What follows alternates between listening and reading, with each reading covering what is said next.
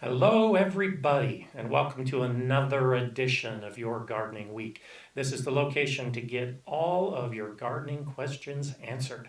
And by the end of this 90 minutes, I hope your brain is filled with lots of good gardening info. I'm Gardener Scott, and I discuss everything gardening so that you can become a better gardener.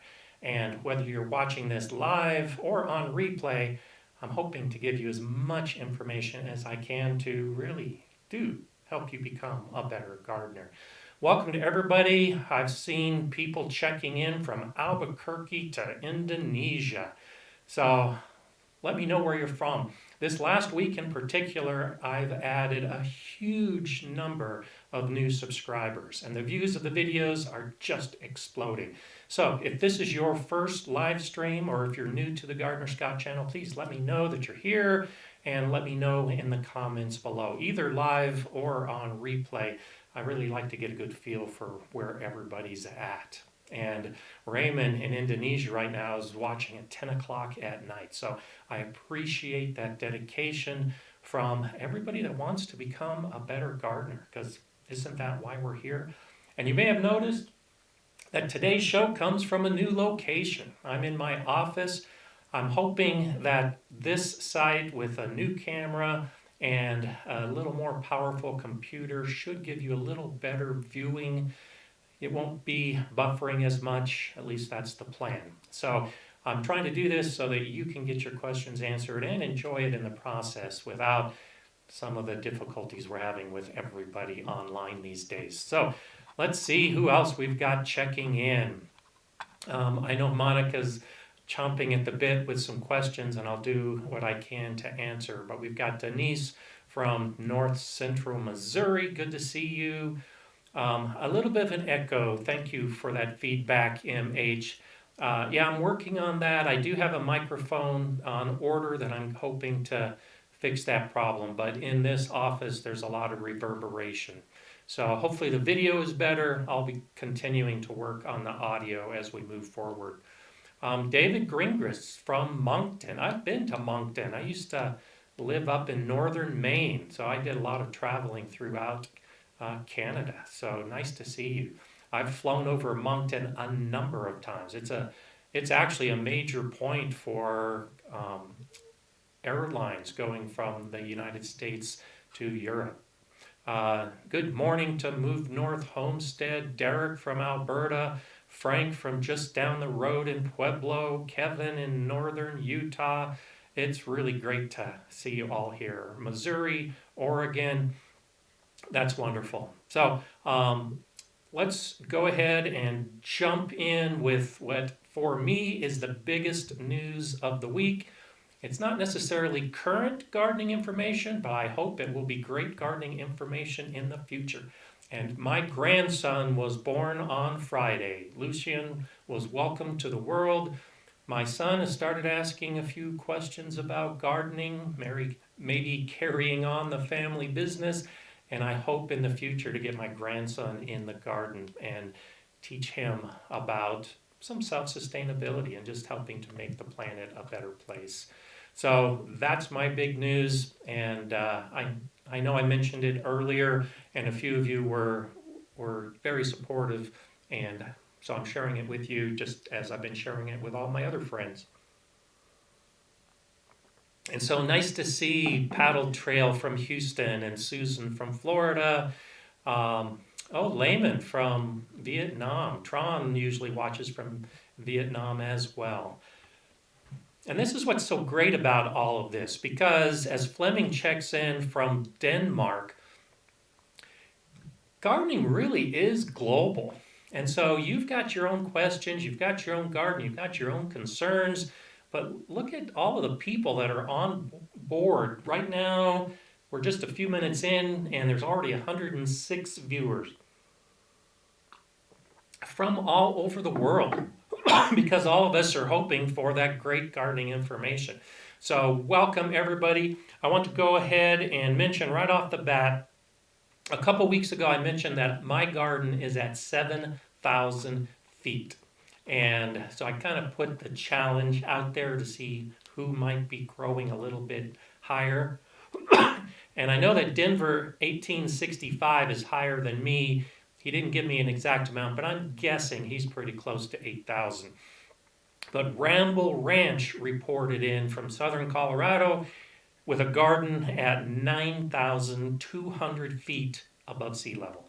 So not only are we all gardening in different places, but we also have different elevations, different climates, different areas. So I'm guessing that Ramble Ranch is probably the highest garden, but if there's anybody out there that's gardening at higher than 9,000 feet, share that information, please. Okay, Cheshire, England, Gary. Wonderful, thank you. It's good to see you here. And looking into the next hour or so as we move forward, I'm going to be covering questions from last week, questions from this week, a few of my own thoughts.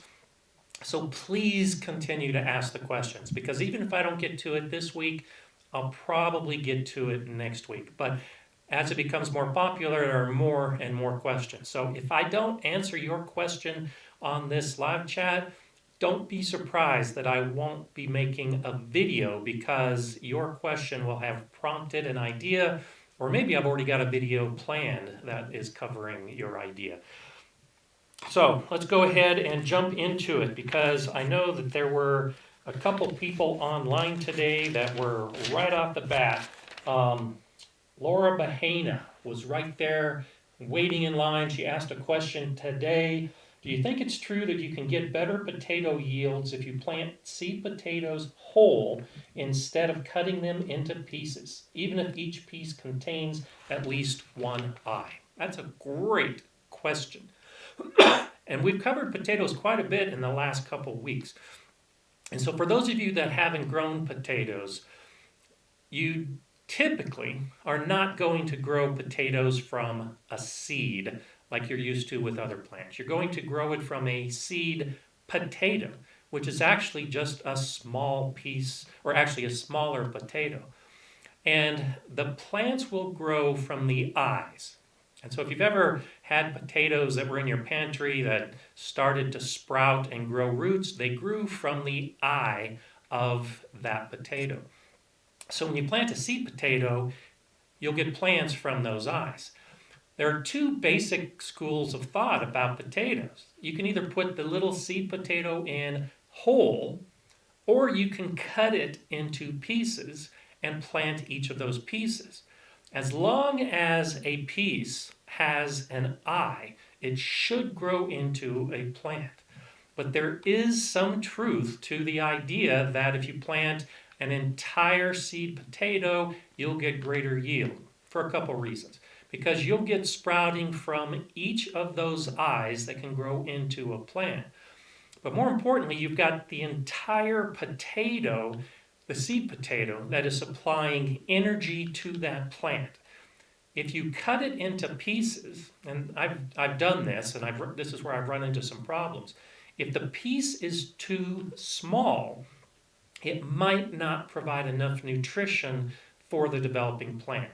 So you'll get a sprout, you'll get a plant, but the plant just might not be strong enough to continue growing. Or if it does grow, it might not be as strong to give out a great amount of tubers. So I usually look at the size of my seed potato. If it's a pretty big potato, I'll cut it into two and let that grow as two separate plants. But if it's a smaller seed potato, I leave it whole so that all of that energy can go into a plant.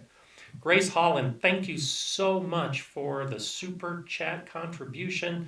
I'm very glad to offer the info and give as many answers to your questions. So I appreciate your support. It's very welcome, and I think it helps us all stay together, and it helps my channel continue to grow and continue to prosper. Let's get to a question that Cherie asked this morning right away. Is it good for soil to mix in leaf mulch? The easy answer is yes, but I have to add a caveat to that. It takes time for leaves to break down in soil. It takes longer for leaves to break down than a lot of other organic material, like maybe partially decomposed compost. So while it's great to add leaves to your soil, I usually recommend that you do it in the fall so that they have fall, winter, and early spring to start decomposing. If you add leaves to your soil in the spring before you plant, that decomposition process requires a lot of nitrogen. So you could actually be robbing your plants of nitrogen because the bacteria in the soil that are creating that nitrogen into usable forms, well, it's all going to be going towards decomposition and not toward growing your plants. So it's awesome to add to your soil. Do it in the fall. During the spring, I'll use my leaves as a mulch on top of the soil surface. Okay, wonderful to see everybody. The numbers are slowly increasing as people are starting to check in. All kinds of great information. Let's see if we can get another one that's real quick. Oh, ciao to Greg from Procida, Italy. Nice to see you here. Jim Morgan's asking, my wife thinks that if I trellis one sugar pumpkin plant next to my cucumbers, the pumpkins will kill the cucumbers. I plan on trying to trim the suckers off both plants. So your wife does have a little bit of the right idea. If you plant two plants close together, especially one that requires a lot of water and a lot of nutrients like sugar pumpkins, it could outcompete a plant like cucumber that's nearby. You can still grow them on the same trellis, but give each plant ample room so that they can each grow and not compete with each other, and be ready to add a little bit extra water because both of those plants require a lot of water, and you might need to consider fertilizing as well. Oh, there's Tran. Good to see you. He's the one I mentioned from Vietnam as well. Okay, so I wanted to go ahead and get to some of these earlier questions that we had and also reflect on this last week. Don't know if you know it, but this week as we move forward is actually a pretty important week, in my opinion, for gardeners. But because we've been secluded, you're probably not hearing about it. Did you know that Wednesday is Earth Day, April 22nd? And not only is it Earth Day, but it's the 50th anniversary of Earth Day. So my video on Wednesday will be devoted to talking about Earth Day. But looking forward, Arbor Day is the 24th. And I mention it in my Earth Day video, but Arbor Day is more focused on trees. I just planted a whole bunch of fruit trees this weekend. I encourage you to use this week, the idea of Earth Day and or Arbor Day, to consider adding a tree to your garden. It doesn't need to be a big tree, it can be a small fruit tree. And I've already got one video, I've got another video, and a third video planned, all talking about growing fruit trees in your garden. So you can use some of the information that I have. There's also lots of other great info out there, but this year, consider adding a fruit tree to your garden if you haven't already done so. And that ties into a question that Adam Petherick asked last week. Do you think growing your own food is essential? Now, each of us can determine what we think essential is, but I think growing our own food is important. And if you're on this channel, you're obviously thinking as a gardener and thinking about your garden, and you're probably already growing food. The video that just came out last night, I started raising issues about how you choose the food crops that you're going to put in your garden. So it's not necessarily essential that we grow our own food, but I think all of us should think about growing more of our food, especially in the world as it is today. Probably all of us have encountered some type of shortage at the store. If it's a food that you can grow, well, in the future, you might not encounter that shortage ever again. So think about expanding your garden plan this year. Even if you just got one bed, think about what you can grow in that one bed to increase the amount of food that you have in your household. All of us grow plants that we like to grow, but they might not be necessarily be best for food production. So take a look at that video that just came out last night to maybe give yourself some ideas. I offer 10 different criteria to consider when choosing your food plants. And then I give you my top 10 choices for those food plants. This year, I'm going to be growing more food. In the past, I've done a lot more experimentation, but I do have a focus personally this year to try to start growing more of my food. Okay, the Mrs. Marvel has checked in. Diane D has checked in. We're up to about 150. That's great. Raymond is asking, how long does it usually take for bell pepper to start fruiting from seeds? It's a long time. So when you look at a seed packet for bell peppers, it's not unusual to see 90 or 100 days to harvest. Well, also when you look at a seed packet, it will tell you to start the pepper seeds 8 to 10 weeks before transplanting outside. So if you put all that together, it's going to take between 2 and 3 months before the seed grows into a plant that's big enough to put outside, and then the harvest clock doesn't begin until that plant is in the ground. So add another 3 months until you can start getting your fruit. So peppers from seed, you're probably looking at 5 to 6 months before you're harvesting fruit if you started from seed. And Lee's asking, can I do a video on container fruit trees? I do have that on my list. I'm not planning on doing any container fruit trees this year, but it's definitely a possibility for next year. Big Hearn is asking, has anyone ever done the indoor lemon tree or orange tree? Please share information with Big Hearn if you've had that experience. As I mentioned either last week or the week before, a plant that I wish I could get growing is a lemon tree. And the second lemon tree that I've been trying is officially dead in my house. I'll keep trying, but there are just some regions where it grows better than others. Okay, so let's get to some of the questions from last week as well, because there were a lot of really good ones. So Cool Karate Mom asked, does peat moss need to be soaked for 24 hours and then squeezed before using it as a seed starter? Well, if you're using peat and or coir, they are hydrophobic. That means when they're dry, they'll actually shed off water. So if you're adding dry peat to your soil mix, it's not going to absorb water very well at all. And the whole point of using it is because it's so good at retaining water in soil. So yes, you should definitely soak peat in water.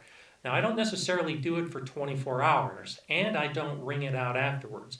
I'll just take the peat when I use it, and I do the same thing with the cocoa coir, and I'll put it in a bowl or some type of container, pour water over it until it is evenly moist throughout. That only takes an hour or so if you want to do it right away.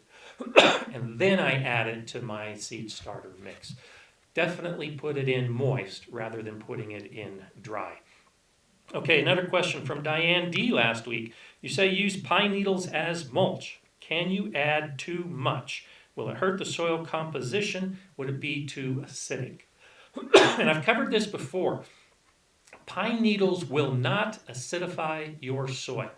A green pine needle is acidic, but a dry brown pine needle is not that acidic. And when you put it on your soil as a mulch, it's not affecting the pH at all. Now you have to think about why you're using the mulch. If you're using the mulch for weed suppression, then you can't get too much, because the more mulch you have, the fewer weeds you have. If you're using the mulch in a garden where you want water getting down into the soil, then a thinner layer is better. So in that case, for example, I use pine needles on my strawberries as a mulch. If it is too thick, when you water, the water will never make it down to the soil. So in those cases, yes, it can be too thick. Consider your uses and then consider how you're going to add it. And I, of course, have a video about mulches. So whatever you're using the mulch for will determine how thick that mulch is. And it's not just with pine needles. It holds true with wood chips and leaves and grass and anything else. In my vegetable garden, my mulches are only 1 or 2 inches thick. In my perennial beds, the mulches tend to be about 3 to 4 inches thick. And in my pathways and other areas of the garden where I'm trying to keep weeds from growing, the mulch can be 5 to 6 inches thick. Okay, Michael Cobb is asking, if I mix garden soil and peat moss, how long do I need to wait to seed? You can pretty much seed right away. One of the nice things about peat is that it's mostly decomposed just because of how it grows in a bog. It's basically been preserved, and its primary role in the soil is to absorb the water and then retain that water to keep the soil moist. So it's not going to continue breaking down much at all. So unlike a lot of other soil amendments, it's really not going to be robbing a lot of nitrogen from the soil. So you can take your native soil, mix it with some peat, and start growing right away if the reason you're doing it is for the retention of water. If you're adding the peat hoping to really enrich your soil, well, then I would encourage it. Instead, you add something like compost that actually has nutrients in it, because peat doesn't have any nutrition as far as your soil and your plants are concerned.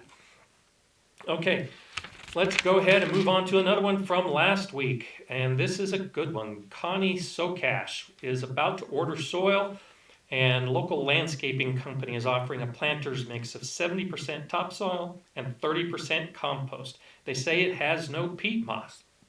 It ties in with this last question, doesn't it? So is it good or bad when you buy soil in bulk that it doesn't have peat?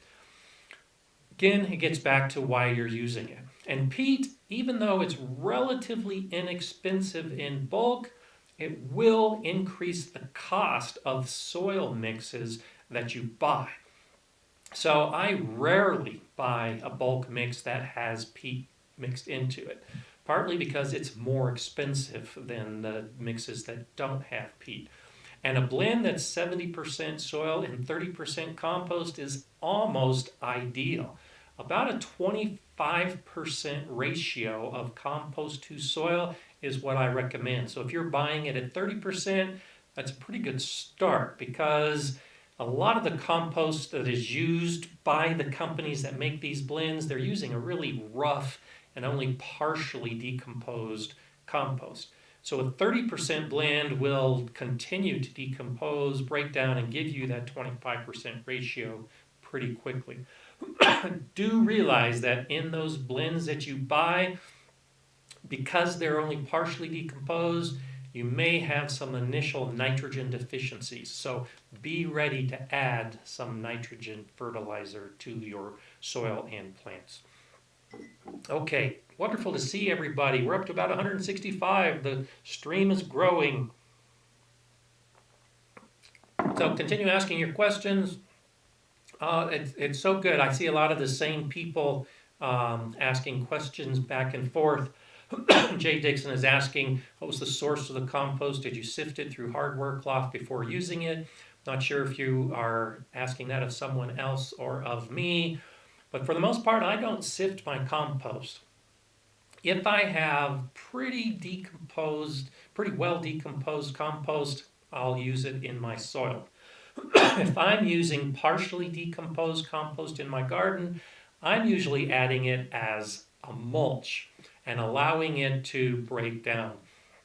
Every time it rains, every time you water, those nutrients from that partially decomposed compost on the surface will leach into the soil and improve it.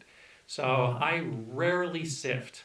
Now, if I've been using materials in my compost pile like chunky wood or avocado skins or something that take a long time to break down, I'll pick them out of the compost, not necessarily sift them, and put them back to continue decomposing. So whether you sift your compost or not is purely up to you. I like to make gardening as easy as possible. So if that means I can cut down on labor, I'll cut down on my labor. Okay, so B. Sutter asked last week, I know to top off cucumbers at the top of the growing post. If I top off tomato plants, will they stop growing past my support post, or will they need to be cut several times during the season? So both cucumbers and tomatoes have a primary growing tip. And if you prune off, pluck out, cut off that tip, the plant will no longer grow longer from that part of the plant. But they could potentially send out other plants or other parts of the plant that will continue to grow. Tomatoes are notorious for this. At the junction between the main stem and the leaves, you'll have the suckers. And those suckers can grow into full-size plants. So if you top off your tomato plant at the top of your trellis, that's as tall as it's going to get at that point. But the suckers will continue to grow, and they could grow past the top of your trellis. So if you're trying to get your tomatoes to grow to a specific size, then yes, you will need to continue to cut off the growing points of every single one of those suckers from the point that they reach the top of your trellis. Or you can just prune them out from the beginning before they get that big, and that's a good way to keep your tomato plant under control.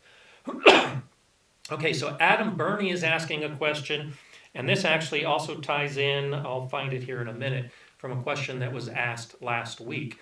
Is it normal for starter leaves to turn yellow with time, or should I be concerned? Yes, it's perfectly normal.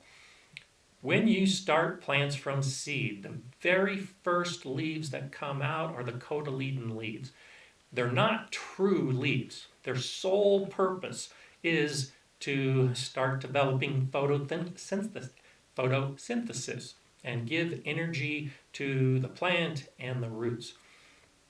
Once that happens and the plant is doing well, then it starts creating the true leaves, the shapes that you're familiar with when you are growing a particular plant. The cotyledon leaves are going to be round and generic, and they don't look like a real leaf. Once the true leaves start photosynthesizing, then the job of the cotyledon leaves is done, and they will yellow. They'll often drop off naturally, but you can pluck them off yourself. It really doesn't matter. And then as a plant grows, the upper leaves tend to be bigger than the smaller leaves. And those smaller leaves tend to be shaded out because often the light or the sun is coming from above. As leaves start losing that sunlight, or the light if they're growing in your grow area, then they're going to stop photosynthesis and they're going to start yellowing. So it's perfectly normal for lower leaves throughout the life of the plant to yellow and drop off. And especially using tomatoes again as an example. If you're growing tomatoes in your garden, by the first or second month, a lot of those lower branches and the leaves on them are going to be withering and yellowed. So go ahead and prune them out. That's no big deal at all. If the upper leaves are yellowed, now you probably have a different problem. You're probably underwatering or overwatering. It might be a fertilizer issue. We'll get into that later. But lower leaves, not a big deal. Go ahead and don't worry and take them off the plant. Pretty Alice Moon asked last week, what should I do about a smelly compost pile? A compost pile should not smell. If it smells, that's telling you that you have an overabundance of nitrogen. And when you've got too much nitrogen and typically a very wet pile, then what happens is the anaerobic bacteria is moving in. And that anaerobic bacteria is what causes the smell. You want aerobic bacteria, and they don't have any smell at all. So the way to get rid of the anaerobic bacteria and to keep your pile from smelling bad is to turn it. Start adding some oxygen to your compost. Get out there with a garden fork or a spade and just get some oxygen inside your pile. Get all of those ingredients mixed up. Get it turned. If the problem is because it's too wet, well, then stop adding water to your compost pile or cover it with a tarp to keep the rain out. Allow your pile to dry out in addition to turning it. And then another option is to add carbon materials to your compost pile. If it's high in nitrogen, you need to add some carbon material. The carbon material is what we call browns. So add dry grass, add some dry leaves, add some shredded newspaper, add some shredded cardboard, add something to your pile that isn't rich in nitrogen, and so the nitrogen and the carbon will start balancing. So if you turn your pile, if you decrease the moisture, if you add more carbon, you should have a noticeable difference, and the smell should go away. So the Mikado 16 is asking, should I water my peppers and tomato seedlings daily? This is a really good question, and this is why most gardeners end up killing their plants. It's because they overwater the plants. I caution everybody against being on a set schedule and watering any plant every day. It really comes down to the plant and the soil. If you're starting your plants from seed, those seedlings should have consistently moist soil. And if you're using peat in the soil, as I've already talked about, peat is great at retaining the soil moisture. Most potting soil mixes that you get in the United States have peat in them. So if you're watering every day, it's very easy to reach the point where your soil gets too wet because the peat has absorbed all it can, and all the rest of the potting mix will start trying to absorb all the water that it possibly can. Well, you might end up drowning your roots because as it's absorbing all of that extra water, it's pushing out the oxygen that's in the soil. And soil should have oxygen in it. The plants need that oxygen. So instead of thinking in terms of watering every day, what I do is I check on the plants every day. And then I'll put my finger on the surface of the soil where the seedlings are growing. Occasionally I'll dig in a little bit to see how moist the soil is. If it's already evenly moist, then I probably don't need to add any water that day. If it's moist, but based on your experience that you'll develop as you grow more and more plants and how dry or humid the air is in your house, you may realize that it's going to dry out later in the day. So in that case, yes, you can add a small amount of water to keep the soil moist, or maybe just come back later and water as it begins to dry out. So think about the individual plants because peppers might not need as much water as tomatoes because the tomato seedlings are growing at a much faster rate than the peppers are. Think about the individual plants, your individual soil, and your individual conditions, and then determine whether you should be watering or not. Okay, Jay is saying I started echoing about 2 minutes ago. Thank you for that. I'll definitely work on the microphone before next week to hopefully fix that issue. And Carol's suggesting that I refresh the browser. I think it's the room. I can actually hear a little bit of echo in this room because of the walls and what I have on the walls. So I might need to add some buffering to the walls to cut down on that sound. But thanks for that feedback. Okay, David asked last week, my tomato and onion seeds are all germinating, but not my leeks. Could I be missing something special about leeks? Definitely.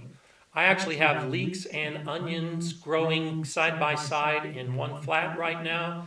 The onion plants are about 4, almost 5 inches tall, and the leeks are about 2 inches tall. Leeks take a long time to grow. They grow slower than just about any of the other plants you're going to try. So have some patience. You're probably not doing anything wrong. It's just one of those kind of plants that takes a long time to grow. Okay, let's move on to another question. Teresa Powell asked, I have telephone poles that I would like to use as my raised garden beds. Is that a bad idea? The poles are old. This is one of those areas of discussion that separates a lot of gardeners. Whether to use something like telephone poles or railroad ties in the garden. And the issue is creosote. Telephone poles and railroad ties are treated with creosote to prevent them decomposing because they're intended to last a long time. And creosote is a known carcinogen, which means it could potentially cause cancer. The age is the critical factor because a young telephone pole or a young railroad tie might still have enough creosote in them that as you use them as a bed, they could leach into your soil. But if they're well aged, that likelihood becomes less and less likely. And I do use the railroad ties. I don't have access to telephone poles.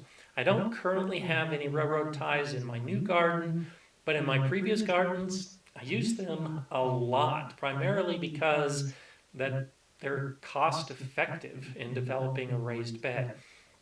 But I do try to encourage you to use aged railroad ties, or in this case, an aged telephone pole. So if it looks like it's brown and not black, if it doesn't have anything seeping out of it, if it's noticeably cracked throughout and it looks like it's been pretty well weathered, then I say, sure, go ahead and use it.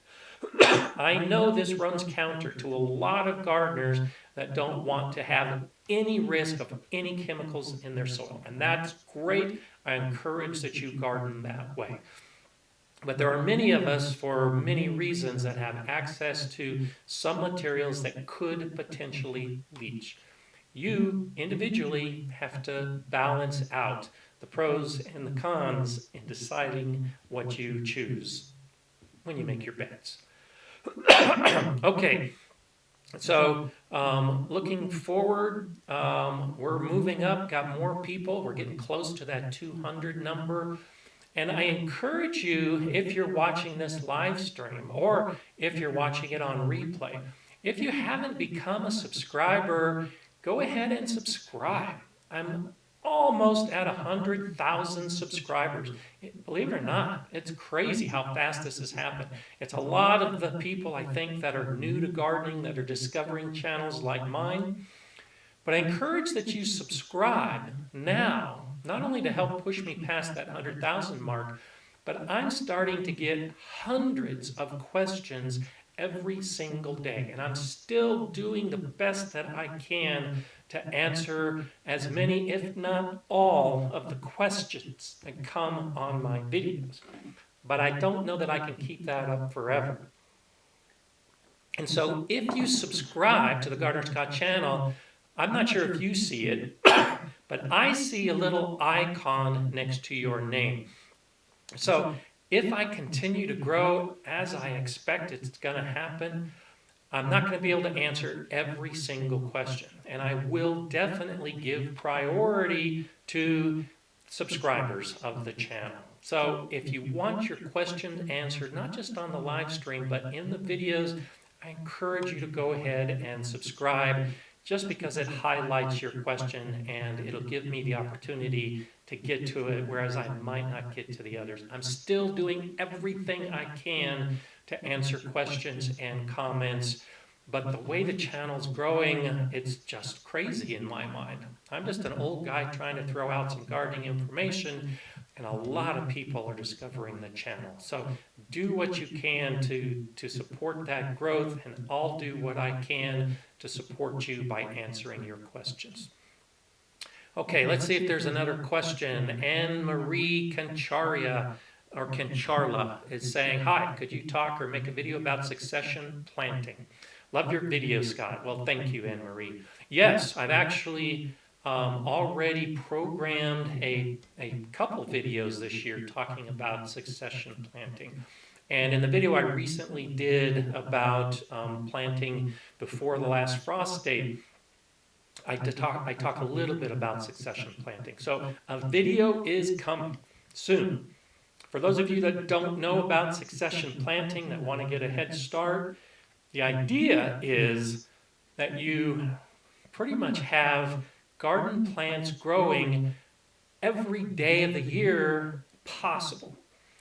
So for me, as an example, my last frost date, and I'm going to talk more about this in just a minute, my last frost date is the middle of May. But that doesn't mean that I have to start my garden with tomatoes and peppers and squash after the last frost date. Many gardeners do that. They don't grow until it's time to grow their tomatoes. Well, if you start earlier than that, there are plants that can grow before your last frost date. Plants like spinach and kale and beets and a lot of the root crops, lettuces, you can start those early. Radishes, you can start from seed to harvest in about 30 days. And so here's where succession planting comes in. For me, I don't actually put my tomatoes in the ground till the 1st of June. But I can start radishes in a bed on May 1st. Grow them for a month, harvest them on June 1st, and then put tomato plants in that same spot. Now I grow tomatoes throughout the entire season. When the tomatoes are starting to suffer from heat, maybe they've been exposed to a little bit of cold in September, I pull the tomato plants out, and now in that same spot, I can start growing some of those cool season plants again. So in a bed that started with radishes and then transitioned to the tomatoes at the end of the season, now maybe I'll start putting some beets in the ground because the beets can grow when it gets very cold. So that one bed I will have been able to grow from the end of March until sometimes the end of November. So that's the idea behind succession planting, and I'll definitely do a video that will cover it much more in depth. So one of the topics I wanted to talk about today, a little in depth, is the last frost date. So I'm going to go ahead and put a call out to all of you. Be ready. Go ahead and start commenting. I garden in zone 5B, and my last frost date is May 18th. So if you're also in zone 5B, and I know there's a number of you out there, go ahead and let me know what your last frost date is, if you know it. Go ahead and put it in the comments now. Or if you're in zone 5A or 6A, go ahead and let me know what your last frost date is. Because I've been getting some questions about this, and I think there's some confusion about how the zones play in with the last frost date. And I'm getting some information that the stream may be slowing down a little bit. So I apologize if there's a little bit of buffering right now, but I'm going to continue and hopefully it's not going to be an issue. Okay, so Emily V says May 14th. So that's pretty close to my date. And what I'm looking for is to see how much of a difference there might be just within the viewers that we've got on the chat right now. And the reason I'm asking this question is because there's a difference. And so ranch is but has a lot that the best time to start your tomatoes might be 2 weeks after your last frost date, but I can't give you an exact planting here. So yes, I see that the screen froze. The chat is fine. That's great. Glad to see that you can hear me. Oh, looks like there's a loss of sound. I'll go ahead and repeat a little bit of what I just said, just in case you missed it. There's a big difference between the last frost date and the zone. The zone is intended for perennial plants and trees. Your zone is based on your average lowest temperature. The plants you're growing in your garden that you plan to eat this year and are going to harvest, those are put in the ground based on your last frost date. So if you ask me a question about when you should plant based on your zone, I can't give you a specific answer. You have to determine based on your last frost date. I can tell you I start my tomatoes 2 weeks after my last frost date, and I put my peppers outside 3 weeks after my last. The video doesn't go out, but I am showing that the reconnection was successful. So let's get back to another question from last week. Julie Pozzolato said, weed suppression without using poisons. I have a video coming out on this, and I try to minimize the amount of chemicals that I use in my garden. You've probably heard me say that before. When it comes to weeds, and specifically she's asking about cockle burrs, and I do have some of those, chemicals may be your best option. I try not to do that. So what I'm doing instead, and what my video will show when it comes out later in the season, is I use cardboard a lot to cut down on my weed problems.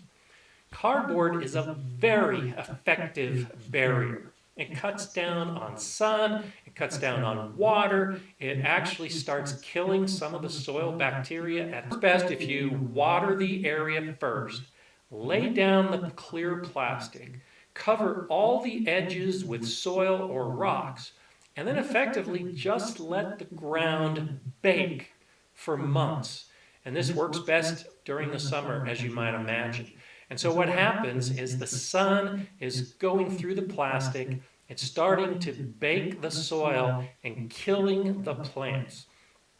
It's also killing the soil bacteria and all the other soil organisms for a few inches deep.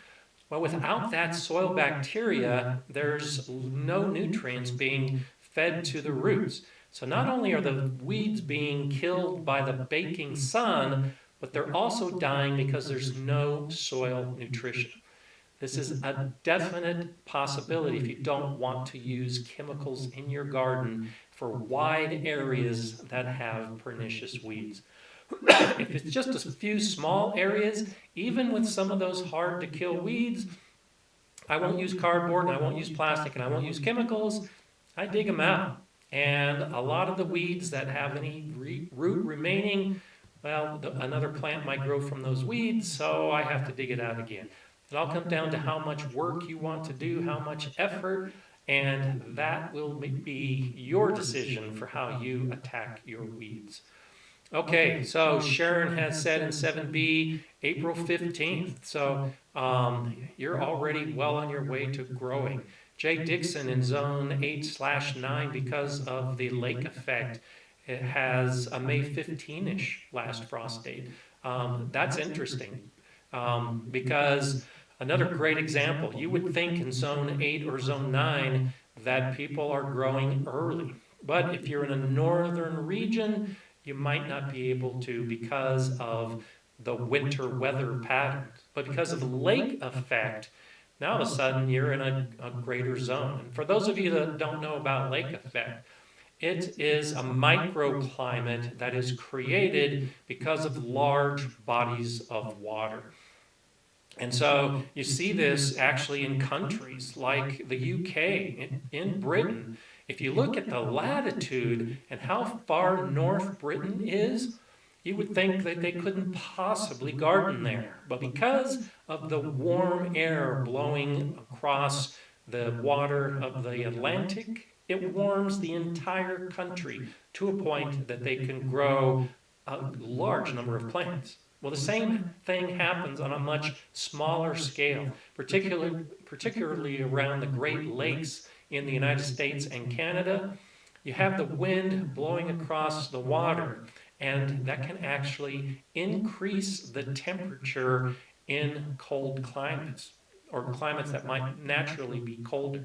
So the effect of that microclimate because of a lake might give you the opportunity to grow plants that a lot of the rest of us can't grow because of our terrain. I'm right next to the Rocky Mountains, so it's the opposite effect. Because of the cold winds that are blowing down from Canada and that are being channeled by the Rocky Mountains, I have the last frost date of May 18th, even though I'm a little bit farther south than probably a lot of you that are already in a zone 7 or zone 8. Okay, let's keep the questions coming. A lot of good comments. Let's see. So I'm seeing a couple comments about septic systems, and I did have a question that I wanted to answer from last week. Let's see if I can find who it's from that was asking about growing on top of a septic system. I don't see it right now. I'm sure it'll come to me. But the question was about whether you can grow plants on your over your septic system. And that means a couple different things. At my last house, had a lot of plants, and I had a septic system. And I had some garden beds that were built over the actual septic tanks. And I don't see a big problem with that because those tanks are usually made out of concrete. They're designed to last decades. They rarely fail. So you can easily put plants on top of the septic tanks. I did so knowing that if I ever had a problem with my tank, I might lose those gardens. Maybe some heavy machinery might need to come in and repair the tanks. I wasn't that worried about it.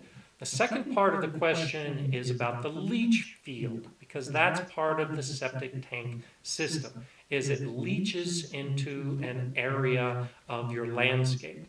And this becomes a little more touchy.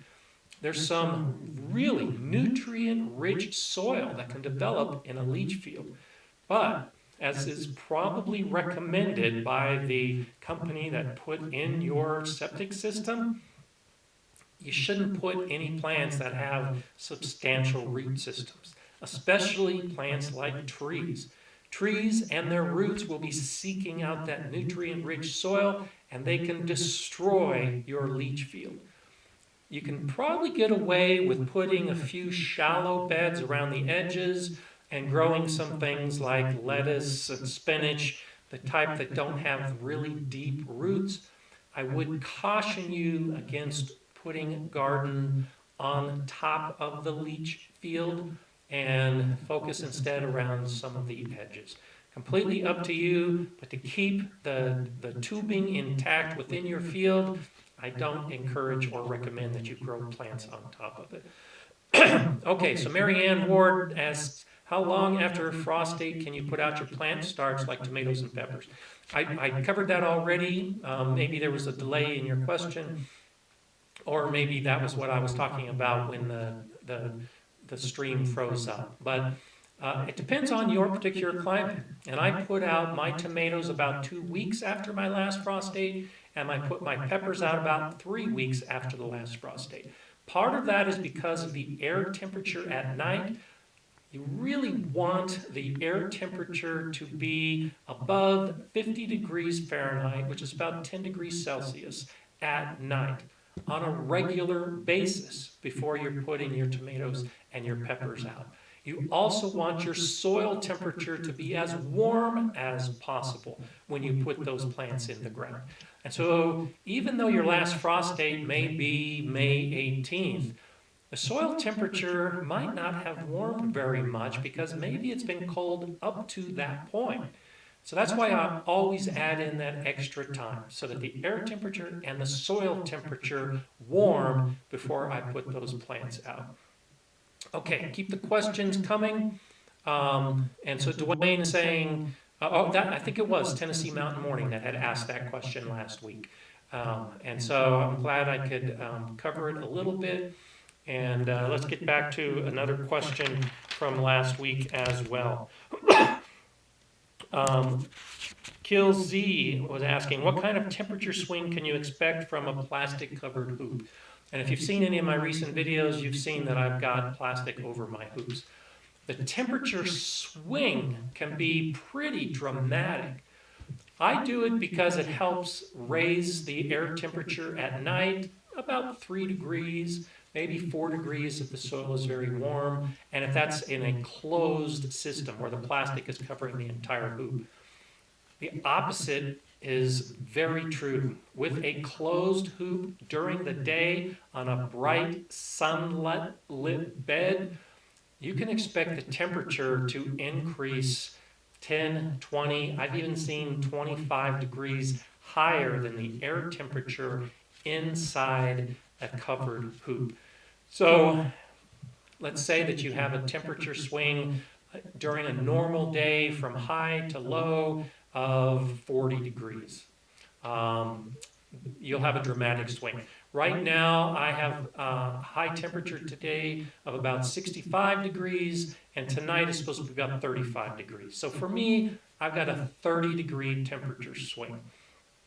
I can expect an extra 3 degrees at night with those hoops, and if I didn't uncover them, I might have a 15-degree swing during the day. So right there, a minimum of a 50-degree swing by using those hoops. You can definitely use that to your advantage, but you also have to be careful because as the days warm up, some of those tender seedlings that you put outside might not be ready for the extreme sunlight. So on warm days like today, I definitely have the ends of my hoops open to let the air blow through so that the plants don't get too hot. Diane D is asking, how do I know if I'm overwatering or underwatering? Put your finger into the soil. You can get a probe that will actually tell you whether it's wet or not. I don't think that those probes are that effective and they tend to stop working pretty quickly.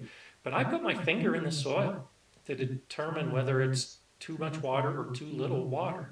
Your plant will tell you. Yellowing leaves is most often caused by a water problem. It's either too much water or too little water. So if you notice that your leaves are starting to turn yellow, definitely stick your finger in the soil. If the soil feels wet, then don't water. If the soil feels dry, well, then consider watering. And when I say stick the finger in, I'm not talking just the top ½ inch. You need to think about where the roots are in your soil, and that's the level you should be testing.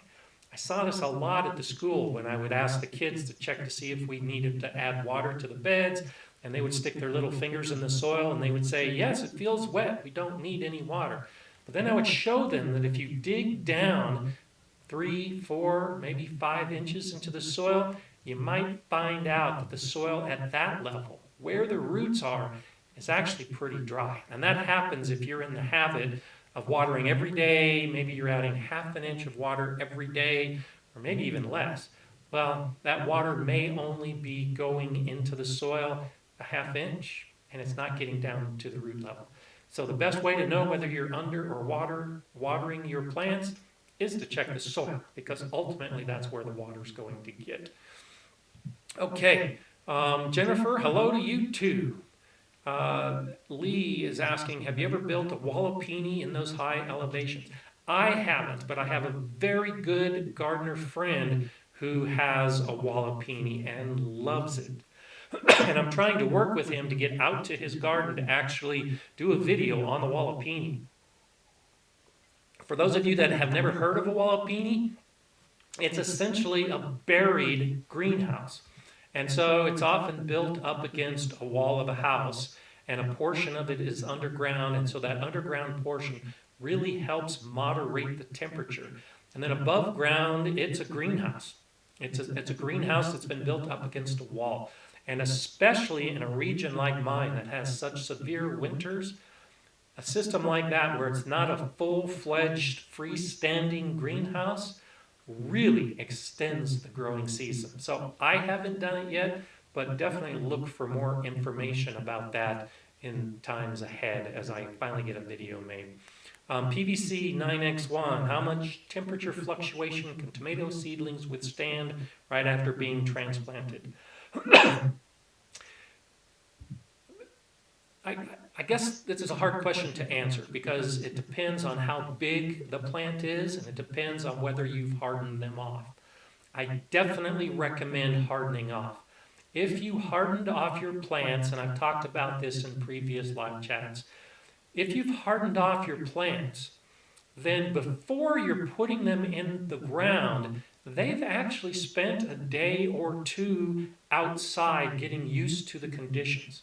So in those cases, putting those type of plants that are hardened off out into your garden, well, then they can withstand whatever temperature fluctuation they've already been exposed to over the last couple of days, even if it's a 30 or 40 or 50 degree difference. If you haven't hardened them off, then I would suggest that a temperature fluctuation of 20 or 30 degrees is probably going to make a difference because they've gone from a nice enclosed environment in your house or in your greenhouse, and now they're being exposed to temperature fluctuations. So definitely harden off, and it's not an issue. If you haven't hardened off, then if you put those type of plants into your garden, put some type of protection over them. Whether it's plastic to help increase the heat at night, or maybe if you're putting them out when it's very hot, you might need some shade cloth to help protect those young seedlings from the very harsh sunlight. Either way, it's going to take them time to get used to their new area. Harden off, it's much less of an issue. Okay, Diane D is asking about eggshells for tomatoes. I'm going to include this in, I think, my next video that will be talking about garden myths. And this might surprise you when I talk about myths when it comes to eggshells and tomatoes, but there's a lot of reasons for that. And let's start with the first one. One of the reasons that you probably have heard that you should put eggshells in your hole when you're putting a tomato in is because of blossom end rot. And what happens in tomatoes, if they're not getting enough calcium, the actual end of the tomato, the part where the blossom was, it can start rotting and turn brown or black and mushy. Blossom end rot is caused by a calcium deficiency. But most soils do not have a deficiency of calcium. What happens is because you overwater or underwater, now the plant isn't able to take the calcium that's already in the soil and use it in the developing fruit. So blossom end rot, though it's a calcium deficiency, it's almost always caused by overwatering or underwatering your tomatoes. So the solution there is to try to keep a consistent moisture level. The level being that of a wrung out sponge, where the soil is damp, but not too wet or too dry. And you may have an entire season where all of your fruit is growing great. All it takes is a couple days as the fruit is starting to form if the soil is too dry or too wet, and then ultimately that fruit may have a calcium deficiency. The other reason that I don't recommend adding eggshells to your soil is because the type of calcium that is in eggshells is not the type of calcium that can be used by plants. It needs to break down in the soil, and then bacteria need to turn it into suitable calcium. And that just doesn't happen if you bury an eggshell. I have seen some studies that if you pulverize the eggshells, and then if you soak them in an acidic solution like vinegar, then it can release the elemental calcium that can be used in planting. So if you want to take that effort with your eggshells to grind them and add an acid solution to release the elemental calcium, go for it, because that has been shown to work.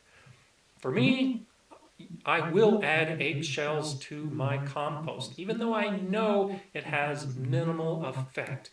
But I do that just as a way to recycle my eggshells. Almost all of the eggshells I use, I will grind up and I use them in my worm bed, because worms do have the ability to bring in a pulverized eggshell into their gut, and the calcium helps the worm. And then in the castings, it helps the soil. And that's kind of my justification for adding the eggshells to my compost, is that ultimately a worm might eat a portion of that eggshell. For you, burying eggshells with your tomato plants, do it for the worms. Don't do it because it benefits the tomatoes. Happy Pepper, thank you for the super chat with a question. Can worm bins add better air to small greenhouse? That's an interesting question.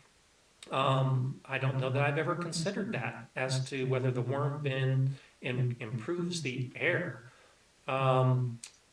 I'll have to think about that. I might have to do some extra research and do a more in-depth answer next week. I don't know the answer to that question. I know that a worm bin should not smell. It shouldn't have a bad odor to it. And that gets back to the bacteria, the aerobic and anaerobic bacteria. If a worm bin gets too wet, the anaerobic bacteria can get in and make it smell bad. But I don't know that it would necessarily make the air good within a small greenhouse. That's a great question. I'll definitely look into that and answer that first thing in the live stream next week. Okay, as we're starting to approach the end of our 90 minutes, now's my time to start sharing some of my philosophy in the Gardener Scott Garden. Continue to ask questions, because if I didn't get to them this week, I'll try to get to them next week or incorporate them into a video. But this week, I want to encourage you to be kind. I'm guessing you already are kind, because I think gardeners are kind people, just because of what we learn in the garden. We're nice to plants. We want our plants to grow. So by being kind to plants, we tend to be kind to other people. But what I've started noticing in a lot of the comments that I'm getting, because as I get more comments, sure, I'm getting a lot of great comments that are positive, but I'm also getting comments from people that aren't kind. And I have to think that they're really not a gardener. They're watching one of my videos and they're being rude or they're being mean because they just stumbled across it when YouTube suggested it, or maybe they saw it on Facebook. And they're not a gardener. They see my video, and it's really easy to be critical of some old guy standing in an open field suggesting ideas for you to garden. And these are the kind of comments that I get. Those of you that have been watching my videos for a long period of time know that I'm in a brand new house with a brand new garden. I haven't even lived here a year yet. And so I'm filming from my garden because I love my garden space. I've also been filming during the winter when a lot of the plants that are in my area are dormant or dead. And so it's easy to see someone like me talking on a video and be critical and be mean. I know that you're probably not that kind of person. So instead, if you don't have something nice to say, don't say anything at all. And if you have something to say, then be kind with it. And I'm not saying this for me because my feelings have been hurt. That's not it at all. I think it's because we're all being a little maybe lonely at this time of year. We're not able to get out. We're not able to see our friends. Maybe we're not actively growing in the garden yet. Maybe because we're not exposing ourselves to other people, we've forgotten how easy it is to be kind to other people. So, as you have the opportunity, when you do get to the store, when you watch a video, when you have some type of communication outside your own house, be kind. Say a kind word. Because there are a lot of us that are cooped up and we're not hearing those positive communications. And we all need positive communication. Make that extra effort. That's why I wanted to take this time in this stream today to be kind to you. I want to encourage you. You already know that. I want you to become a better gardener. But I also want to say that you have the ability already to be a better gardener. Don't be scared. Don't be worried. Don't be hesitant. Get out there and just garden. Yeah, things are going to go wrong, but learn from those mistakes. Along the way, you will become better. You will like it more. And this gives you the opportunity to become a part of this bigger gardening community. Because, as I pointed out in the beginning of the video, the people on this stream are coming from all over the world. So whether you're from Denmark, or Indonesia, or Canada, or the United States, or any place else where you might be watching this on replay because for you, you're already asleep, you're part of the gardening community. And disregard those trolls out there that are trying to be unkind and trying to make your world worse.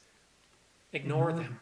Instead, focus you and your energy on how the world can be better and how you can play a role in making the world a better place. I think it begins with gardening. I think just by putting a plant in the ground, you have already made the world a better place.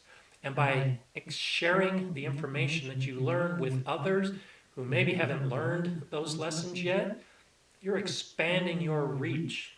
Be kind as a gardener. Offer positive advice. Offer positive feedback. Talk to people. Just by saying a simple hello, you might make the day of someone who's had a really tough time at work, especially right now.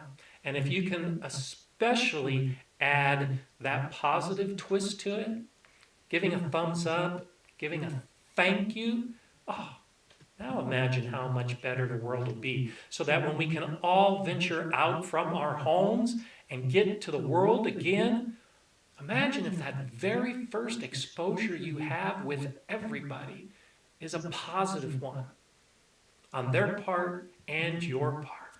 So start by being kind. All of you are extremely kind to me, and I can't express how much that means. To see your thumbs up, to see your hearts, to see the positive comments. This is why I keep doing it.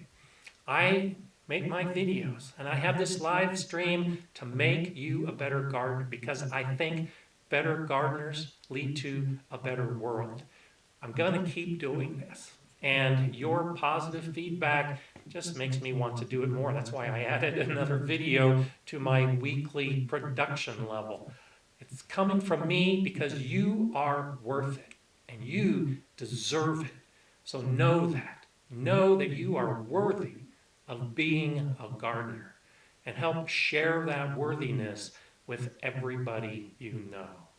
I thank you for listening to that little bit of philosophy. I hope it branches out to all of us. So let's get back to the comments, and I'll thank you again. So much warm outpouring of affection for you.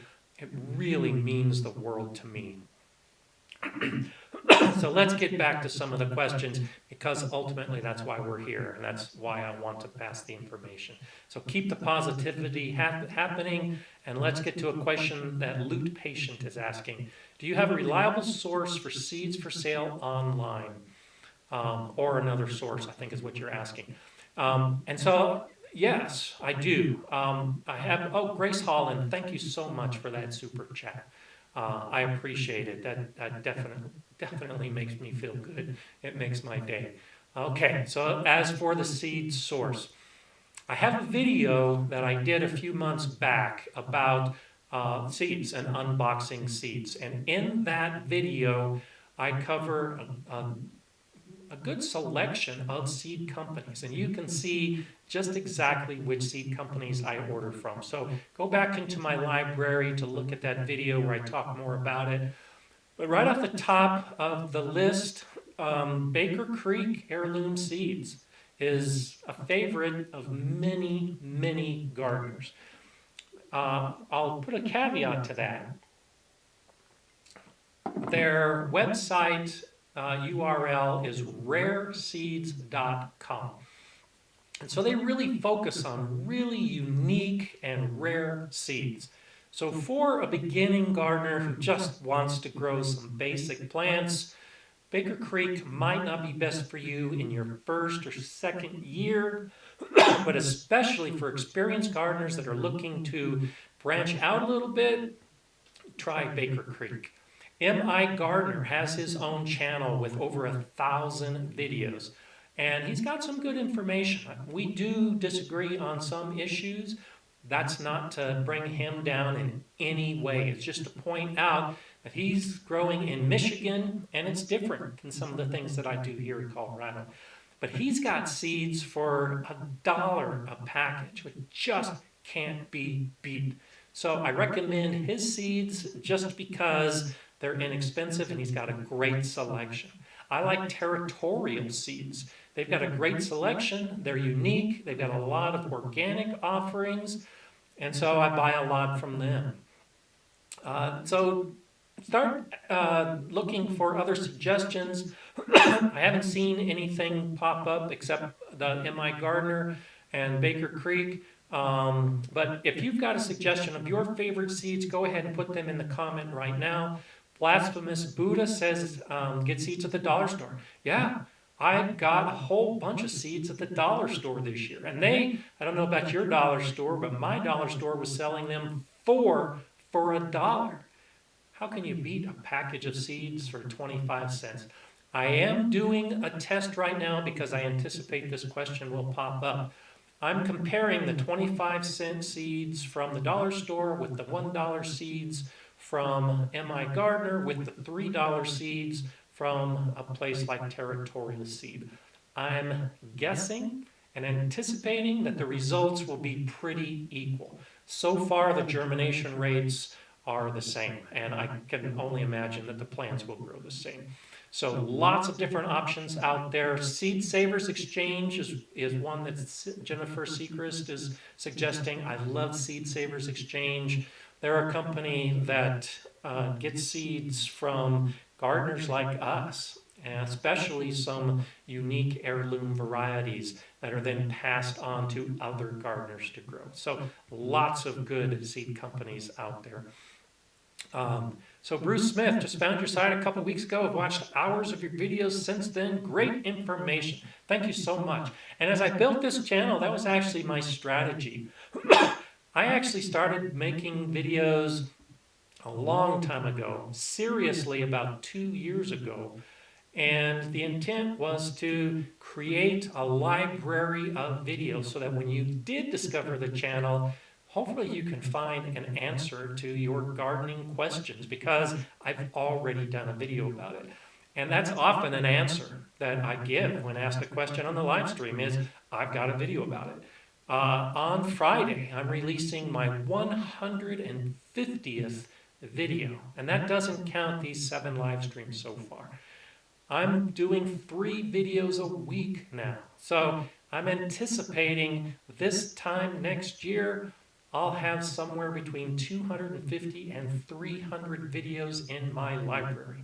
So welcome to the channel. I'm glad you're here. This is why I encourage you to spread the word because it's not just me. There's a lot of other great gardening channels out there that you can look into. But if you're new to the channel, go ahead and check on my main channel page and look at some of the playlists and look at some of the videos because there's a lot of information out there. Simo Farm Boy is asking, do you have podcasts? I don't. I'm not doing that yet. I'm not sure if I'll do that. At some point in the future, I may blend this live stream with a podcast because I know that there are podcasters that do this. Right now, between this stream and the 3 videos each week that I'm doing, and actually trying to get my garden going, I don't have a lot of extra time to look into podcasts. But maybe this winter, when things quiet down, I'll look into that. So thank you for that idea. Benjamin Meyer, do you gather your own seeds to make sure they are acclimating to your microclimate? That's a good question. And actually, I intended to speak to that when the question came up earlier about if I had favorite seeds. And somebody commented on this in one of my videos this week as well. Almost all of the seeds that I'm ordering from the seed companies, or even the dollar store, I try to get heirloom seeds or open pollinated seeds. And that means those are the kind of seeds that when you grow the plant and save the seed, it will grow the same plant in the following year. You can't always have that happen with a hybrid. A hybrid will grow and you might not be guaranteed that the next year you're going to get the same type of plant. But you can with heirloom and open pollinated seeds.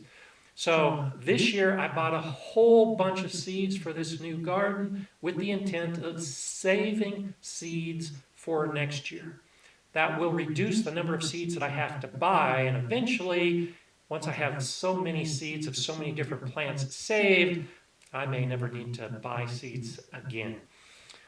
As to the point of the question about acclimating to my area, that's an interesting idea, and there is some confusion and misperception by gardeners as to what that means. When I plant a seed, I can expect that particular variety to grow. If I save the seed and grow those seeds the next year, the same plant should develop. There's very little change in the seed and the plant because of my climate. And so there might be some minor genetic changes that happen over time, but the seed is not going to change because of my garden or because of my region. What's going to happen is the plant may do well or it may do poorly. So when I put a seed into my garden, it's the plant that will acclimate to my area based on the weather and the soil and all the rest of the individual components of my garden. So when I look at plants and varieties, I'm going to want to save the seed from the plants that do well. If I have a tomato plant that doesn't do well at all in my garden, and I save those seeds, the seeds aren't going to change. And the next year, the plant that I grow is probably not going to do very well in my garden. It has to do with the plant and the fruit.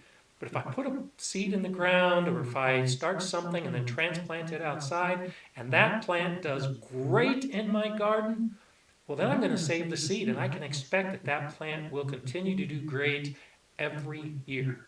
It's not because the seed changed, it's because I'm selecting the seed from the plants that I know will do well.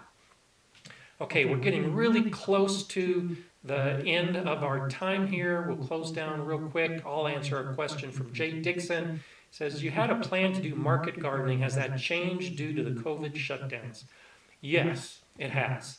Normally right now, we would already be meeting with the people in charge of our local farmers market that I wanted to be part of. None of that is happening.